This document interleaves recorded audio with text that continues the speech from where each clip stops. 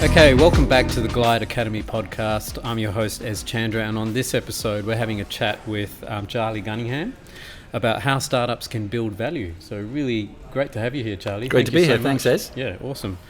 Look, we've got really lots of topics to talk about today, mainly around the startup industry and culture. We're quite involved in it as well. Great. As an agency.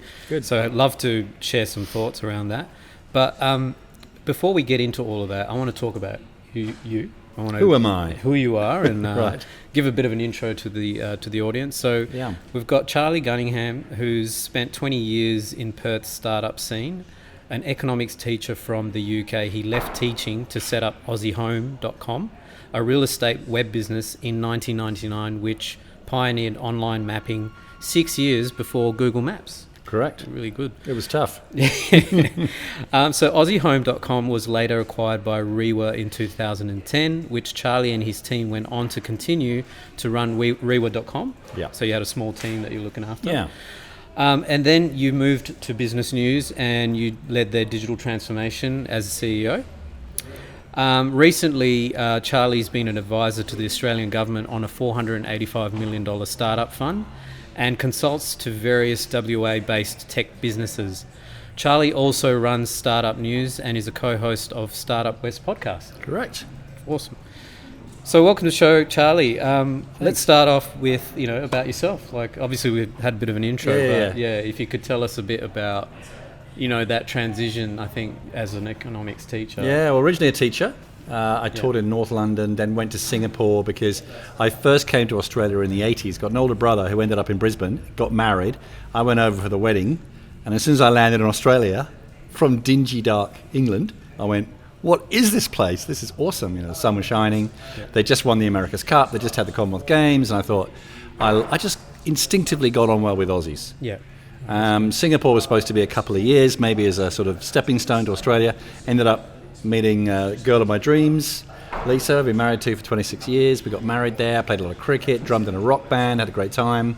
Kept jumping into Australia on holidays, taught in a big expat school there.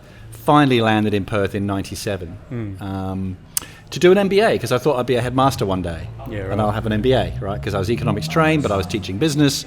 I thought, do an MBA. Got a part-time job at Hales School, completed my MBA, and was originally back teaching full-time. Head of commerce at Hale, coaching the cricket, got a house finally, 2 cars in the garage, wife working in the city, all good. Then I threw all that away to do a crazy .com as they were known then.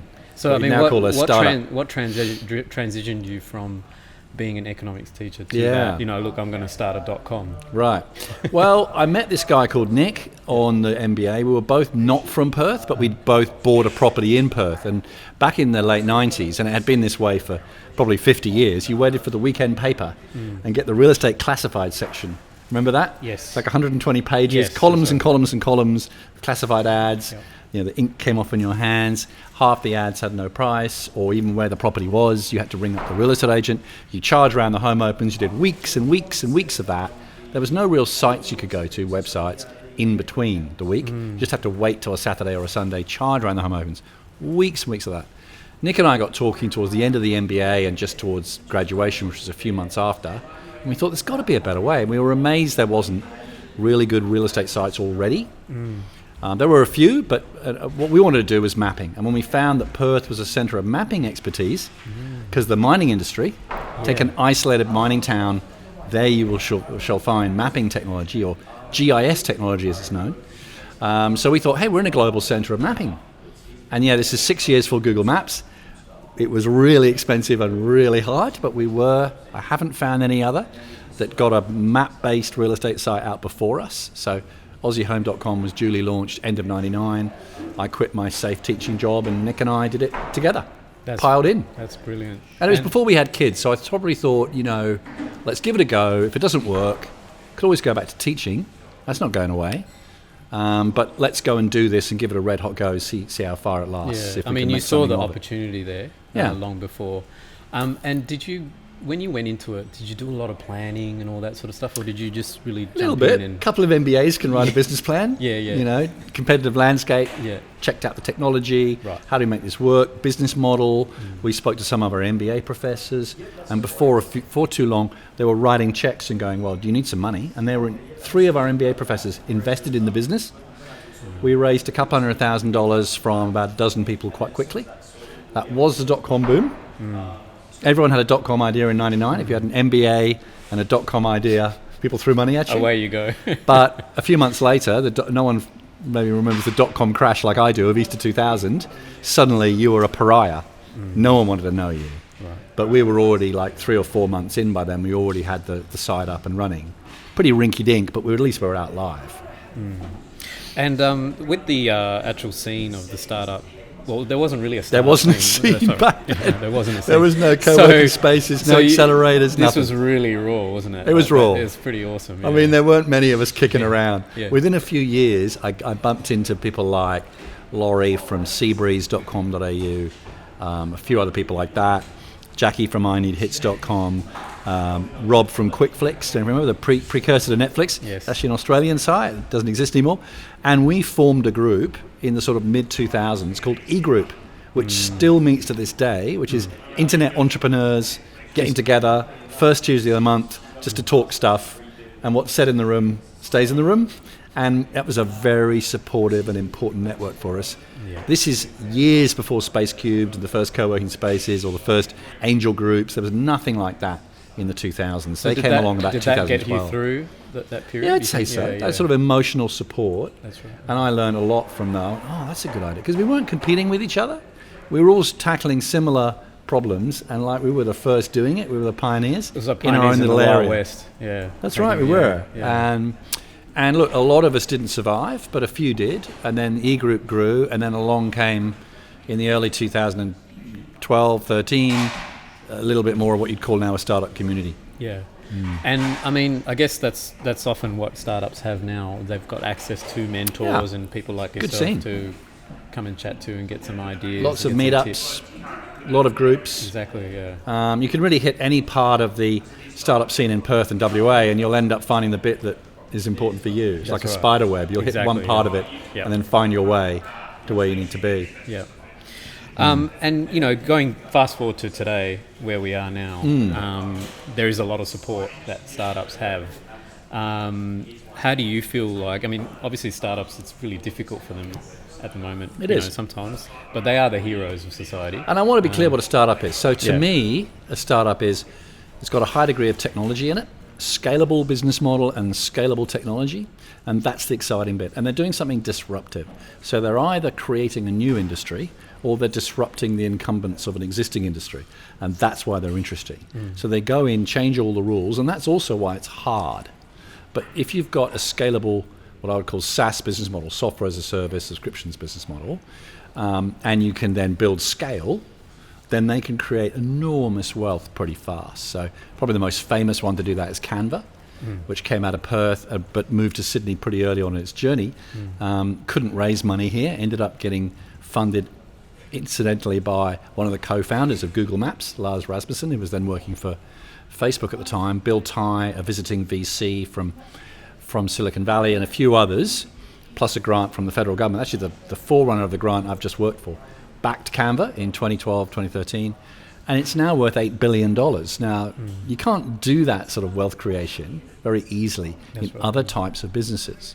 There's nothing, I'm not criticizing any other types of businesses, but if you're a lawyer or an accountant or a pharmacy or a fish and chip shop, it's difficult to go to 8 billion from zero in 8 years, and yet that's what Mel and Cliff have done with Canva. So that's why I find them exciting, and that's why I love working with them. So I've done my own journey for 10 years, and the last 10 years I've been sort of mentoring, advising, and where I can afford it, investing in startups. And you've also seen a gap in the market, because you're saying that as a state, Western Australia, we're not really behind. Not really. Our startup industry, yeah. A stat I read recently on TechBoard, which is a local sort of funding data site that looks at all the deals around the country, found that where there was, I think, $7 billion worth of funding for startups countrywide in Australia last year, only 25 million private deals in WA.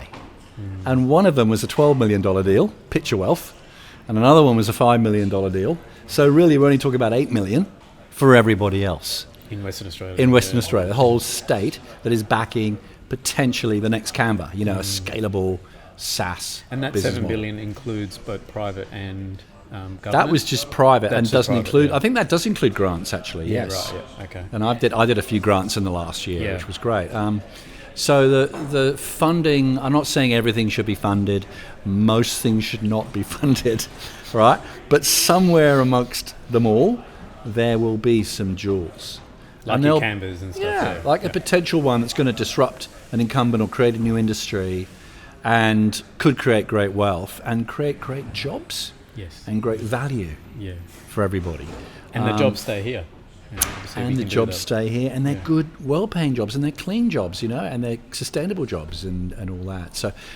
So I would say to anyone out there listening that it is a great sector to be involved in, and the people who've made their money, whether they've made it in property or mining, should look at this sector a bit more seriously and get involved. And the least you can do is jump onto Startup News or go down to Space Cubed and attend some events and just take an interest.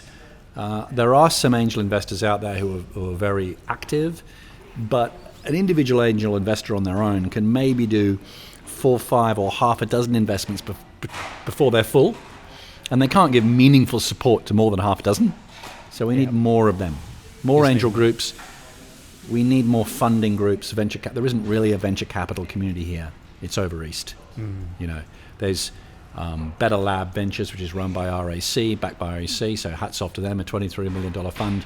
And then there's a big yawning chasm, really, back to the occasional little ad hoc funding route, which comes down to who father's, brother's, cousin's uncle has some money and would like to invest in it. It's that ad hoc. Yeah, which goes untraceable as well. So tell us about the $485 million government grant. You're kind of working on that. That was great fun. I did that for 3 years. Finished up in June. It's called Accelerating Commercialisation. It's a federal government program. Although I was based here, I was one of 20 advisors in the country, 2 in WA, and I was charged with going out and finding going out and finding startups and innovators who have got their product to an MVP, minimum viable product stage, but they haven't yet made commercial sales, so they're sort of stuck in the valley of death. Okay. But they raised some money, got it somewhere, but they haven't quite got out yet. Right. And the program was to try and rescue those and get them out and get them funded. It was a dollar for dollar, up to $1 million matching grant program.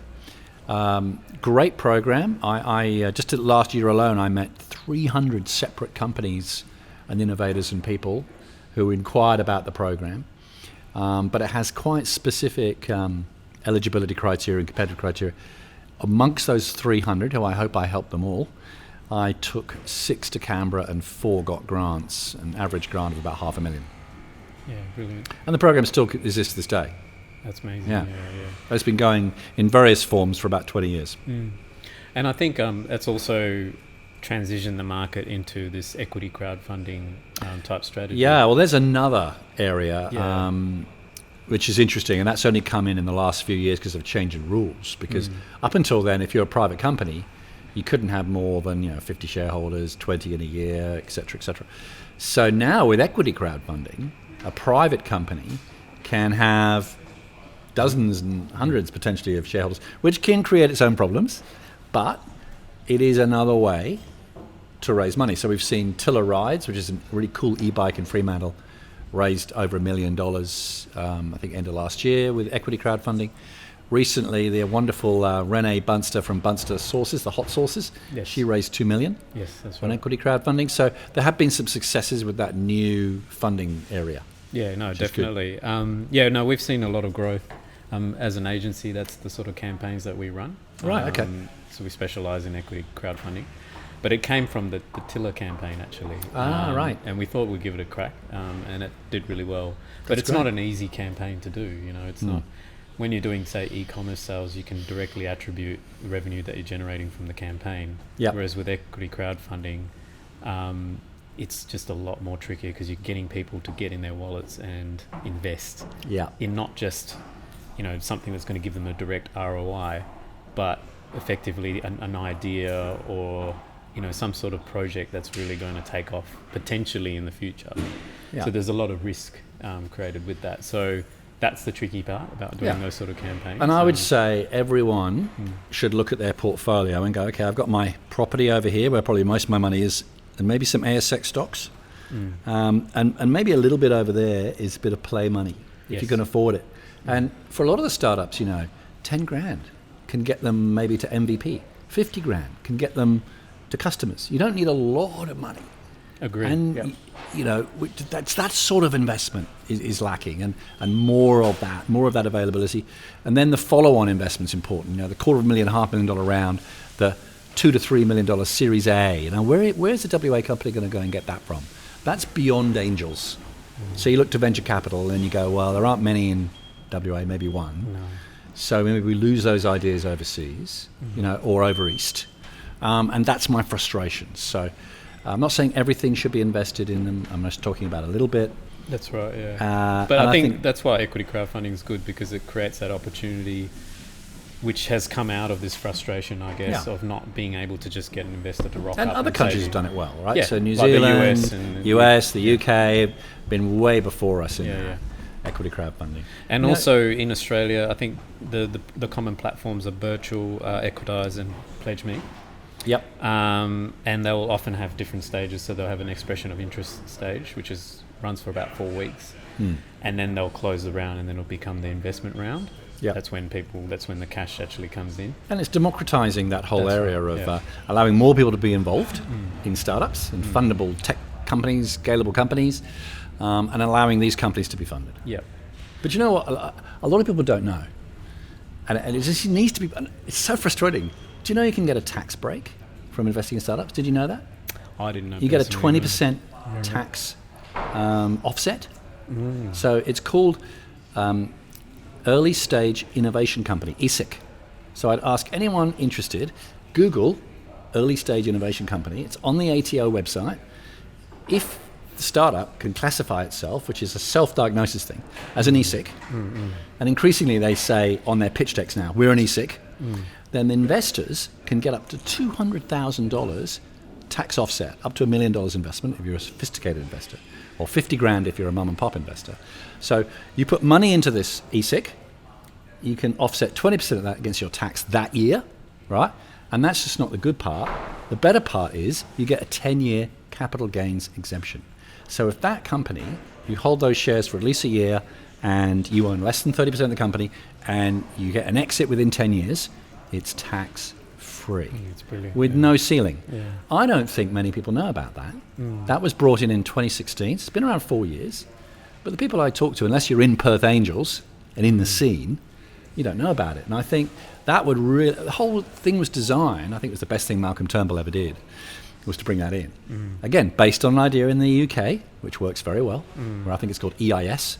So most people in the UK only invest in EIS accredited companies. So we can get this ESIC thing out there and better known. That has got to bring in more individual funding. Imagine if your accountant says to you, Ez, you know what you need to do? You need to invest in an ESIC. There's a 20% tax offset and a 10-year capital gains exemption. And you go, what's an ESIC? Yeah. And then they tell you, I got to find myself an ESIC or two. That's right, get myself that tax deduction and also maybe help an early stage company get out there and scale and have some fun along the way. Yeah, and I think that's why ECFs are really good because it allows you to get in touch and reach out to a community that you would not have normally done so through your normal network. So, and wouldn't investing in an ESIC, right? Yeah. Also, if it's an ESIC, you'd still get that 20% tax offset. Right, you still get that capital gains exemption. So double whammy, triple whammy. Yeah, and that's even like say Renee Bunster and Tiller Rides, some of those really successful campaigns. It's because they originally had communities built around their brand. Yes. Which is why they did well. So they already had gone to market. They'd proven that their product did work and they had the buy-in. Yep. So that just made it a lot easier. And a bike like an e-bike like Attila Rides, it had that sustainable energy community around that. And have you ridden one? They're so cool. Yeah, they're cool. Yeah, they're really cool. It doesn't even feel like you're riding a bike. Oh, it's amazing. You're just zipping along uphill into the wind. Doesn't matter. Yeah, I'll have to get Julian here on the show. And they look so cool as well. They look so funky and cool. Yeah. So the other thing is, going into that startup business, there's a lot of challenges that startups face. Sure. Obviously, funding is one, but there's many others. Can you talk us through that? Like some of your, I guess, top challenges, top things that you see. Obviously, you've come across a lot of startups in your time, but most common things that you see as to why startups fail or they hit startups sound very glamorous, but I can tell you it's not, drinking a Maca Frappuccino and breezing through a co-working space wearing tight jeans and a cool beard. That's not startup. Startup is very much like banging your head against a wall for 5 years, a lot of pain, and it's probably not going to be much fun, right? And it's probably not going to work, right? Most likely. That's the reality. Nearly everyone I talk to who says, what do you know now that you'd wish you'd known at the beginning, and they tell me something, and then they go, but you know what? If I knew it was going to take this long, I probably wouldn't have done it. And that's often the thing. So the common error that I make, and I sit down with startups all the time and tech companies and have a cup of coffee, and I want to get to know them and see what they're doing. The first 20 minutes, they go gushing about their product. They tell me all about this app they built and all the features. And I'm sitting there going, okay, I can't for the life of me imagine who the customer is or why the customer's going to pay these guys some money. So I have to stop them and go, who's your customer? And what value do you create for the customer such that they will pay you to solve that problem, right? And often that stops them, and I got it wrong. So when I started Aussie Home, Nick and I started it because we were frustrated in the old way of buying a property and searching for going property. through the paper and right? all that, yeah. But home buyers and renters weren't our customer. Our customer was the real estate agent. What's their problem? We didn't figure this out until 18 months post-launch. And we'd had a couple of near-death experiences along the way, right? We didn't figure out do you know what the problem is for real estate? What they spend 70% of their time and money on? What actually wakes them up at night in a cold sweat, screaming? Getting the listing. Yeah. Bingo. Gold star to Ez. Well done. Most people get that wrong. Most people go finding the buyer, making the sale. No. If they price and present the property correctly, it pretty much always sells. Because they would have missed the paper run or whatever it is. And buyers buy properties. They seek out properties, right? So most of the time it's about the listing. They have a saying in real estate called list and last, right? They also say buyers are liars. So they don't really care much about buyers. They care about the guy who's the vendor, because the vendor, the owner of the property, is their client. That's where they get their money from. So we went, it's all about the listing. So we started doing websites, magazines, later apps, social media. Reducing the friction for them to get the listing up. Make them look sexy in the listing interview and get the listing. Because once they get the listing, it's a zero-sum game. They get 100% of the commission. None of these things was in our business plan. Go off and do a fancy MBA and do a business plan and raise money.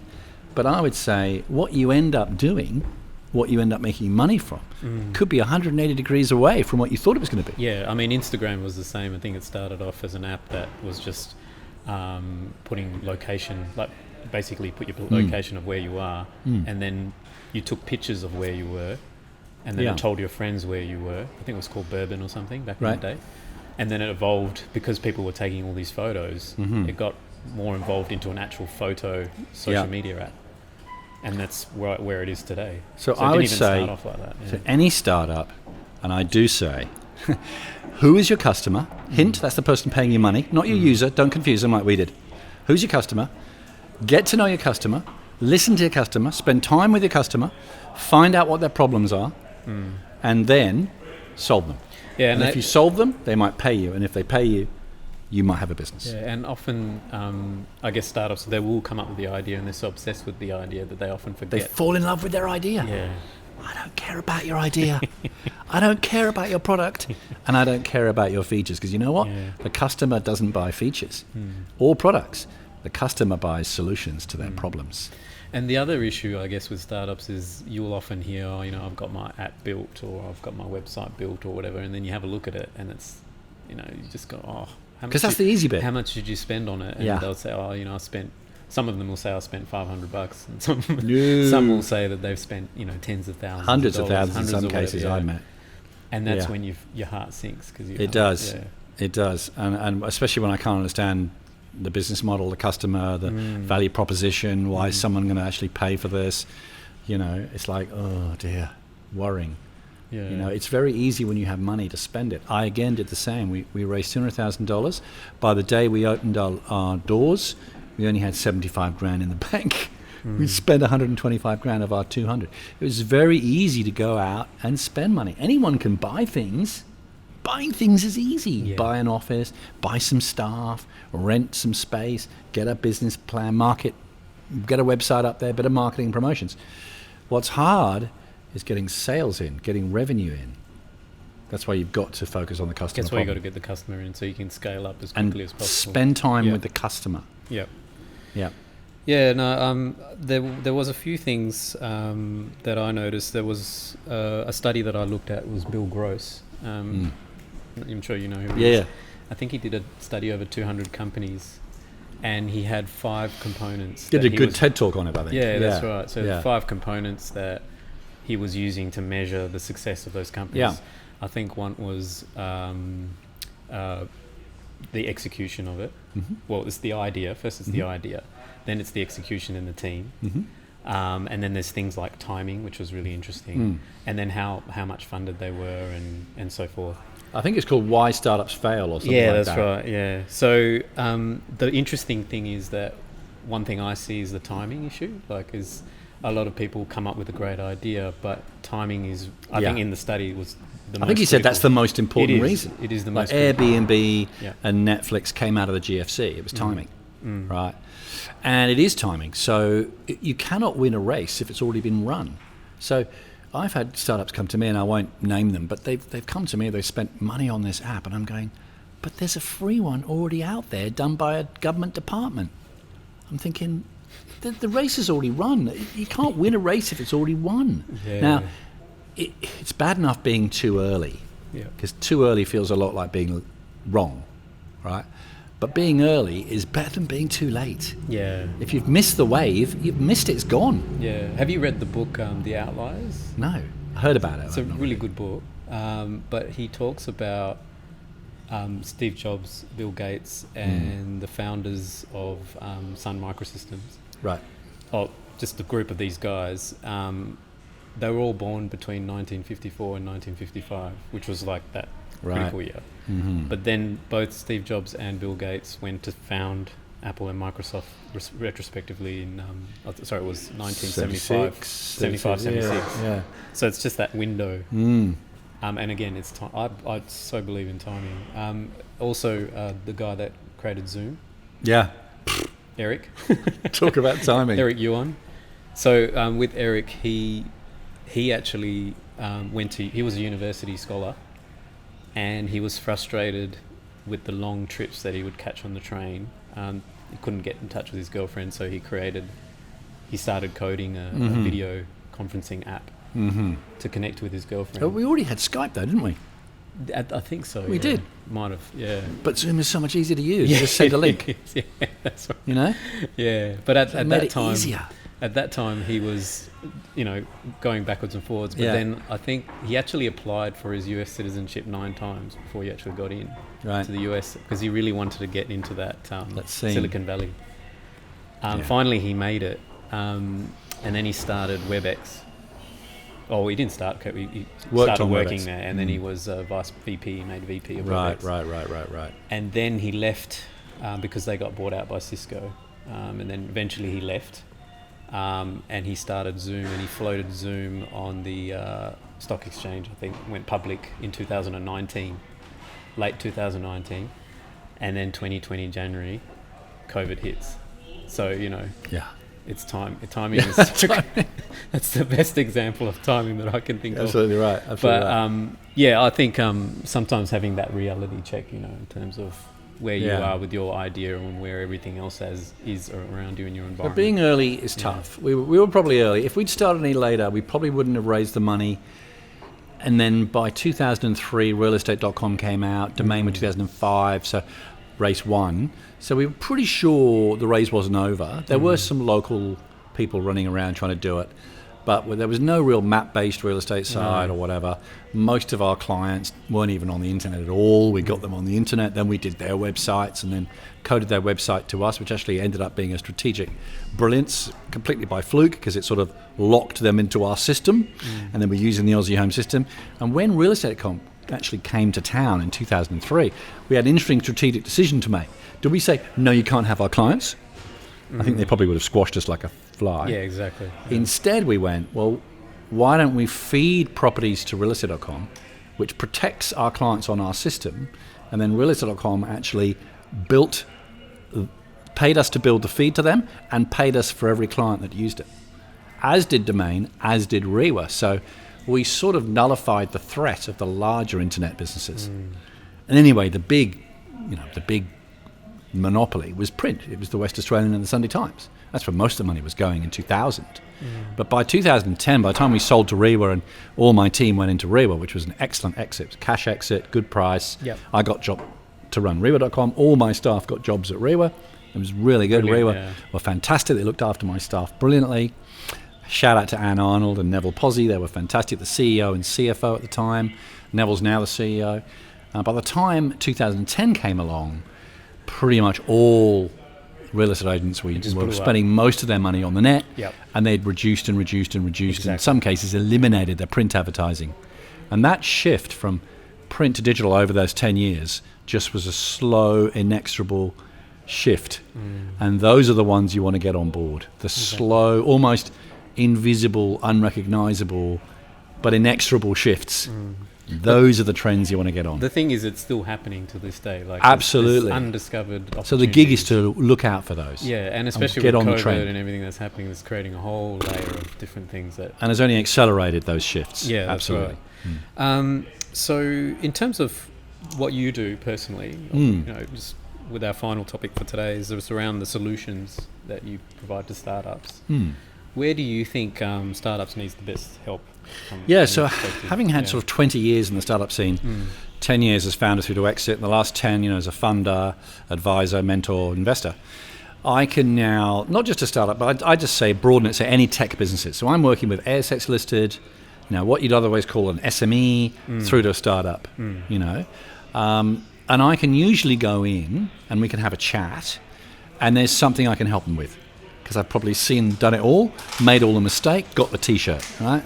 And there's a piece of work I can do for them over a few weeks or a few months. So I've got about half a dozen clients I'm working with currently. Very busy, always getting inquiries, which is lovely, where I can help them. And I love doing that because that means I could just work with whoever I want to. I don't have any staff. I don't have a boss. It's great. But it's an incredible. It's a very active scene at the moment. The startup scene, surprisingly, with everything that's happened this year, and the tech scene more broadly. Yeah, absolutely. Yeah, absolutely. People are looking. I think, especially with that instability in the stock exchange and all that sort of stuff, people are looking for different ways to invest their money. Yeah. So now's a really good time. Obviously, property is very safe, but just like you said, putting 10 grand or small portion of your investment into a startup. Well, even as a state or as a country, if you look back at the GFC. The countries and regions that invested and supported innovation did about 30% better than those that didn't. Coming out of the GFC, you innovate yourself out of a crisis. I know the natural thing is to hunker down and try and protect everything, but actually it's time to go, wait a minute, we can reset and rethink here. How do we need to rethink how, and all businesses have had to do this. It's been forced on them this year, which I think weirdly has been a good thing. Of COVID, not downplaying its difficulties and the impacts it has. Of course, those people who've lost their businesses and livelihoods is very frustrating and sickening for them. But most businesses now realise they're a business, they're a digital business, they're a tech business, at least to some degree, if not completely. And so they're looking at these new tools of communicating. Now I think we're just going to have blended meetings, right? Yes. Where it's going to be a mixture of Zoom and not every board meeting is going to need to be in person. Not every meeting in office needs to be in person. But not every meeting should be in Zoom either. So it's a blend. It's a blend. I mean, even with our clients or in our team, we're on Zoom, but we're on Slack and we're on Some of them are texting, some of them messaging. It's So it's whatever goes. Emails, You just got to have that level of flexibility, especially when you're... And really, if you look at governments, they can't really put interest rates down anymore. They're already at like 1.25%, 0.5%, whatever it is. I'm an economics teacher. They say that interest rates are like a piece of string. You can pull on it, but you can't really push it. Right? There's only so much leverage you can get by cutting interest rates. So there's not many more monetary policy we can do. When you look at fiscal policy, we're spending money we can't do that forever. Yeah. Who's going to get us out of this? Yeah. Innovators are going to get us out of this. Right. They're going to create jobs, scale businesses, tech companies. They're the ones that are going to get us out. They always have. Entrepreneurs. They're the one that creates jobs. Yeah. Government should actually get out of the way and let them get on with it. But where they need to, where the market fails to support them, have great programs like accelerating commercialization and others, and support those startups and sectors, regions that need help. And let them get on with it, because they're the ones that ultimately will create the wealth and the value and the jobs and all that good stuff. And hopefully the government will do the right things between now and the next 6 months to try and cater for that innovation locally as well as on a national Well, I scale. think we've got to say we're pretty lucky to be it's in amazing. WA, even though it wasn't luck. We've chosen to be here or remain here. Yep. But you take an isolated city, and we locked down pretty early. We've been very aggressive with it. Borders are closed. Thank goodness for the mining industry, and everything else has kept going and rolling on. That's been fantastic. So actually, we didn't have a recession last year in WA. Australia did, but WA didn't. That's right. And we've even got a surplus. WA brought in a state government surplus, a technical surplus, but it was a surplus on the books last week or the week before. So we're very fortunate to be where we are.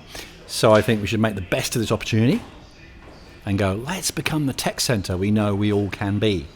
Somewhere in this part of the world, in this time zone we share with billions of people in China, and if you include India and Japan, which you sort of can do, one of so hours either side of us, we've got like 60% of the world's population. Yeah. And it's a great place to live. Why can't Perth be this fantastic, pulsating, Innovative tech culture, community? yeah. Right. Believe Mining it. Great, keep it. Property great, got nothing And against if you can make it. it here, you can make it anywhere Ag else. tech, medical, health, education, woo! Yeah. But tech as well, Yeah. right?